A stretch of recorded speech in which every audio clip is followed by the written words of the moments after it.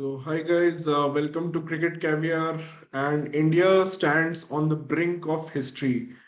So, you may be wondering what kind of history is that, but India has never won a series. This is uncharted territory in South Africa, and South Africa only joined cricket in 1992, and India has had six tours, but they have never won a series in South Africa. So India stands on the brink of history because one thing is India has an excellent bowling lineup, and South Africa is not so great at home as it used to be. It's not a great team like they used to be in the 90s and the early noughties. So India has never lost a test match in Johannesburg where they're going to play next. And we are going to talk about Centurion today, not getting carried away currently. So first, let's talk about Centurion, the city. It's a city which is located in the middle of Johannesburg and Pretoria. It basically connects Johannesburg and Pretoria, the capital of South Africa. And Johannesburg is also a capital of South Africa. So they have three capitals.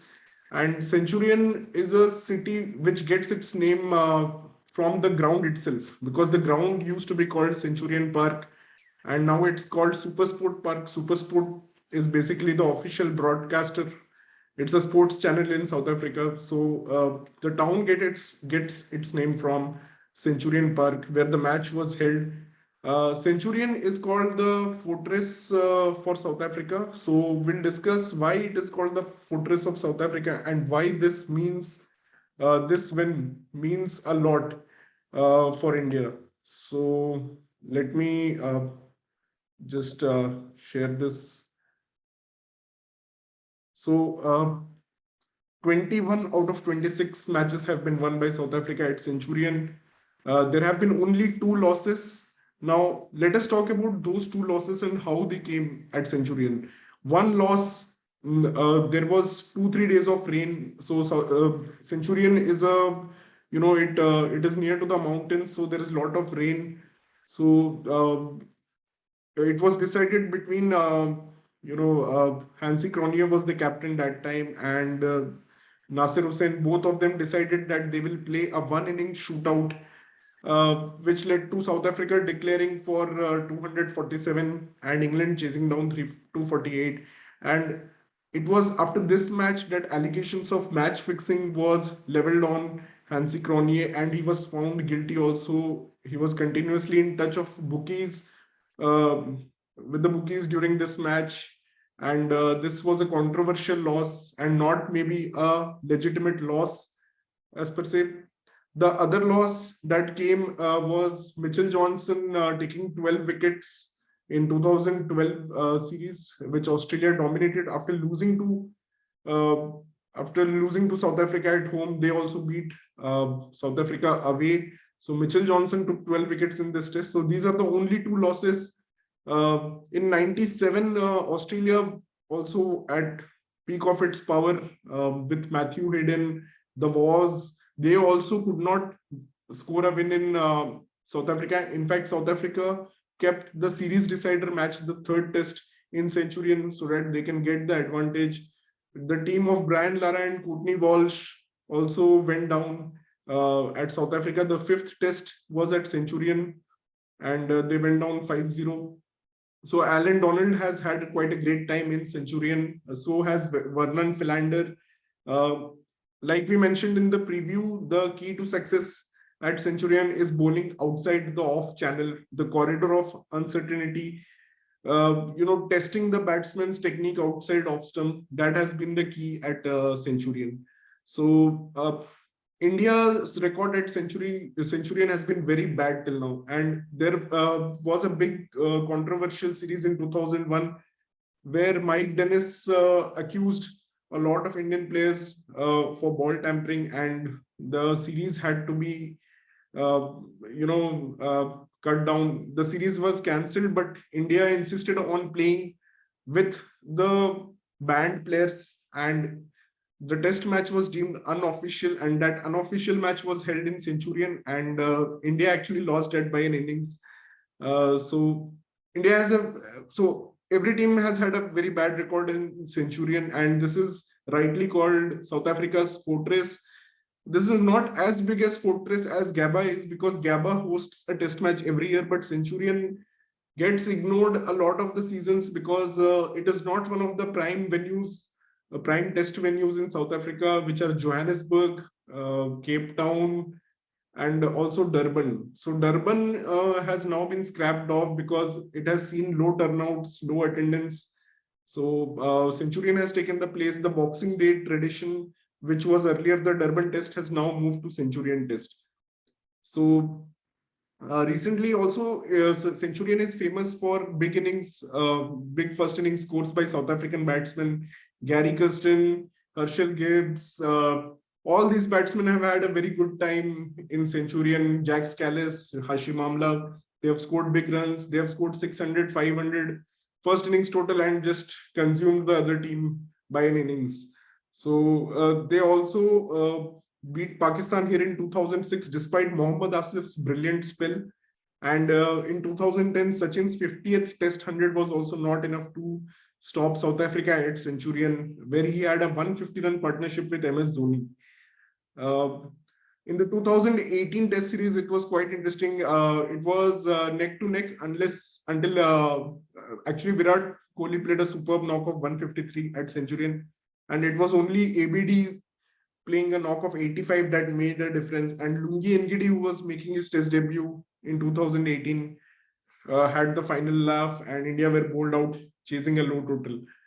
So let us go in depth of this test match. So day one, and India win the toss and they bat first. So there has been a change in Virat Kohli's fortunes since he was sacked as an ODI and T20 captain. He started winning toss in test matches, and it was a spicy pitch. And I was surprised that Duan Olivier was not playing for South Africa. Instead, they backed the youngster Marco Jansen. So Duan Olivier, he's a great bowler, but I think he recently suffered from COVID-19 and he was not fit. So Keegan Peterson was making his debut at number 3. And India, I think, selected the perfect team. I would like to talk more about the selection. I always feel that India have not necessarily selected the best team. And I was also wondering whether India will go for a defensive 6 batsman lineup, but there was a brave decision, I guess, to go with uh, Shardul Thakur as the all-rounder, and we actually really got his need when it was needed. So I think it was a perfect selection, and Siraj deserves to be in the bowling lineup instead of Ishant Sharma, the way he has performed in the past few months. Opening partnership, it gave us the edge. Indian openers have not been performing well since last 3 to 4 years, but that has changed drastically in 2021, where KL Rahul, Rohit Sharma have given us great starts in England also, and now in South Africa also. That was a very disciplined opening partnership by KL and Mayank Agarwal, the Karnataka best friends. And of course, Rahane and Rahul. One of the positives from this test match will be Rahane's shot selection and shot making. He looked very confident. He played very aggressive, but I think it was the right approach as per the match conditions. So day one, I think India won the day with 2 sessions going to India and only 3 wickets falling in the entire day. And at the end, just before the new ball was taken, actually Rahul and Rahane, they scored 50 runs in just 12 overs and ensured that India will cross 300 even if they lose quick wickets the next day. So that was day one. Day one credits going to India. And Rahul, I would like to talk about this century. This is the 7th Test century and 6th away century. He was dropped after home series following 2018-19 Oz series. Now, nobody who has followed KL Rahul's career can forget the 2018-19 Australia series, which was a happy series for all India fans, but not for KL Rahul because he struggled a lot against Pat Cummins, Hazelwood, and Stark. And then in the following home series against West Indies, also he fared poorly and he was shuffled to number 3 then against Afghanistan, and ultimately he was dropped. And it was only Shubman Gill's injury after World Test Championship that brought KL Rahul back into this team. I mean, I think we would have to thank Shubman Gill for getting injured. I guess KL Rahul should have been backed at that time. Maybe could have even played the World Test Championship finals. But Rohit Sharma has also performed well, and actually he was the one who replaced KL Rahul in the last cycle of WTC. One of the best things about KL's knock was there was 76 runs in boundaries, so 76 out of 123. That means there are around only 48 runs scored in singles. So he certainly likes to score his runs in the boundaries.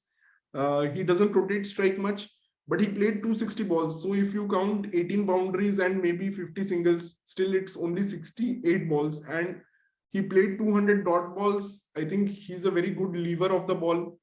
He left the ball well, and he also said in the presentation that he has worked on his technique during the time he was dropped for India. I think he has improved his back foot play, and he plays the ball very late, which is the mistake that Virat Kohli and Ajinkya Rahane normally do. They lunge at the ball, they try to drive the ball, they don't play late, they don't play off the back foot on such tracks, which is a must for any top or middle order batsman.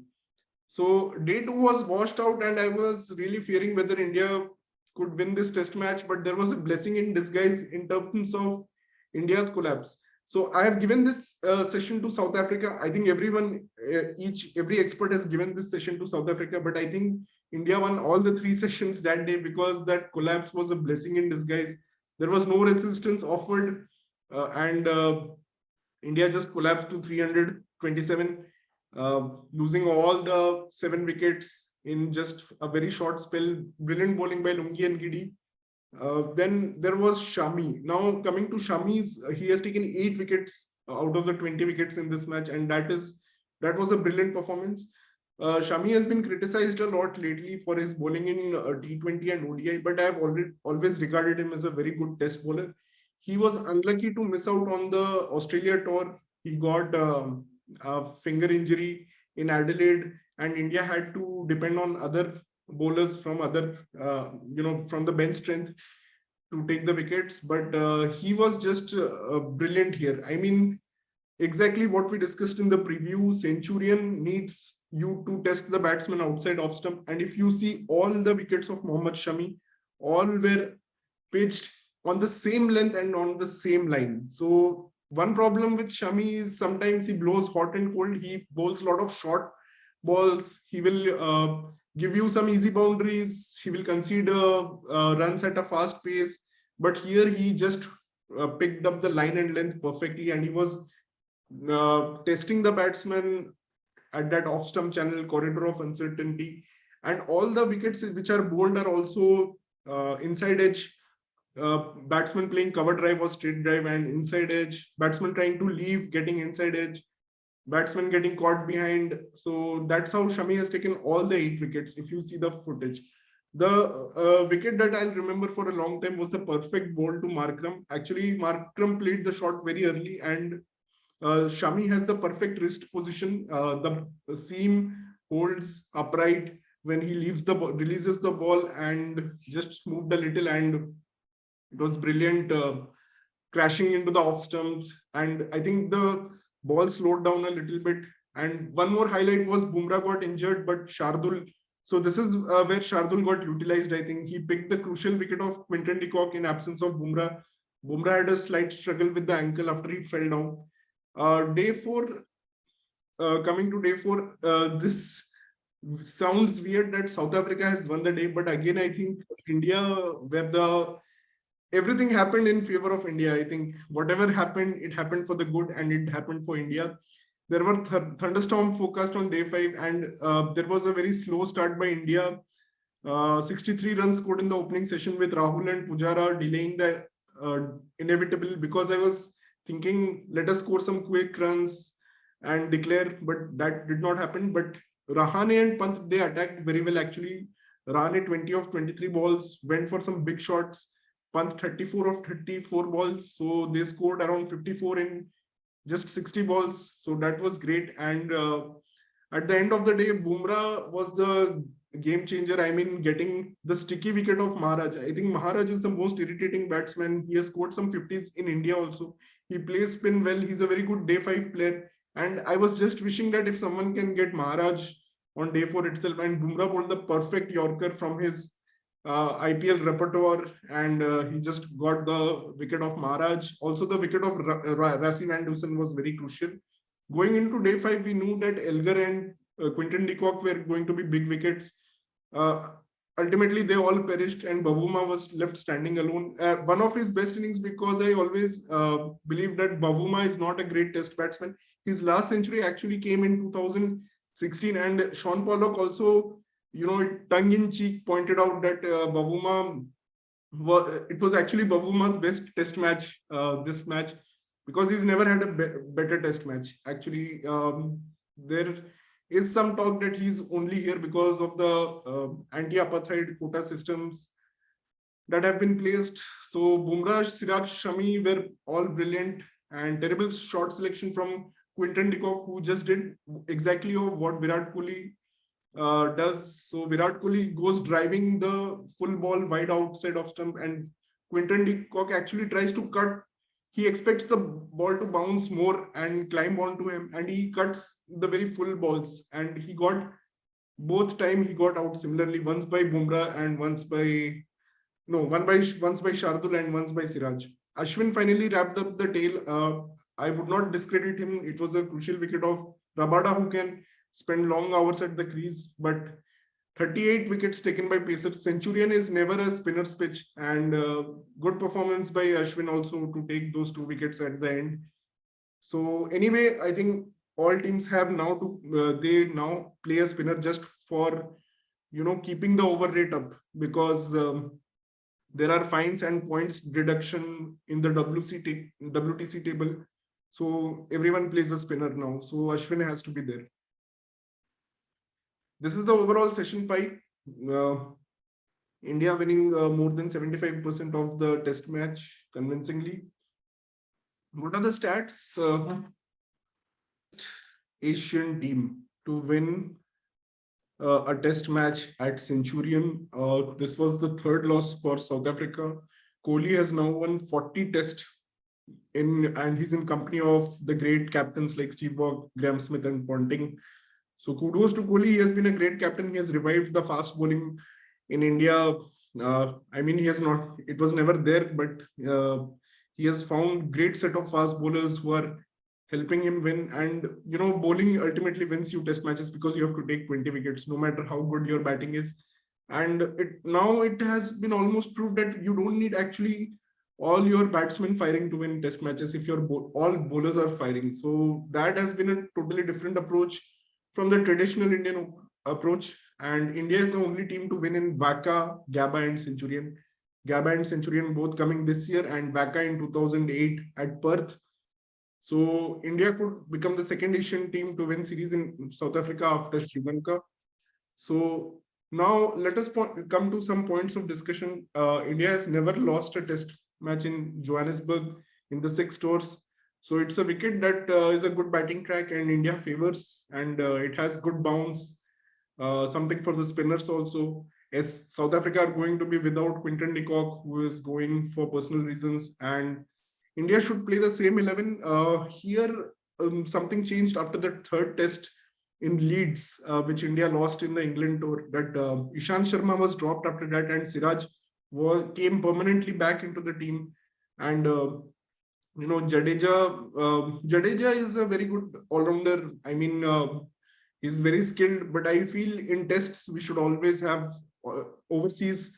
Whenever we play overseas, we should always play Ashwin. And Shardul Thakur gives you more backup, gives you a backup in case a pace bowler gets injured, like what happened with Bumrah in the first innings. And Hanuma is the defensive option. I don't think India needs that if openers get us to this kind of start and we dominate with the bat. So this is going to be a historic year for India. Like we have dreamed as cricket fans for a lot of decades for this to happen, that Sena countries, we know that South Africa, England, and Australia. So whether we can win this, all the 3 series touring their countries in within 1 year. So that's culmination of lot of things and lot of history. And all credit goes to this team management, Ravi Shastri, Kohli, and now Rahul Dravid, Ajinkya Rahane, who also played a big role in that surprise underdog win in Australia. So huge credit to all of them, KL Rahul, Rohit Sharma, and especially most importantly, I think it has to be Siraj, Bumrah, Shami, and all the bowlers like Umesh Yadav, who also bowled well in the fourth test in England. Let us not forget. And Ishant has also bowled well in patches whenever he has been given the opportunity. So test matches are won by bowling and openers. I think we missed opening contributions. We had a lot of openers in last 10 years, starting from Murli Vijay, Shikhar Dhawan. Then we were confused whether to play Vijay with Dhawan, and Rohit Sharma was batting in the middle order. And then Abhinav Mukund also played a few test matches. And Sehwag, after Sehwag's retirement, there was a lot of confusion going on that who would take that opening place. KL Rahul, 2016 mein he actually sealed the place, and 2018-19 was such a bad year for him that he went out of the team. And again, we were in shambles. We were looking for new openers. Shubman Gill came in, Mayank Agarwal and Rohit Sharma, and Mayank Agarwal again struggled. Shubman Gill came in.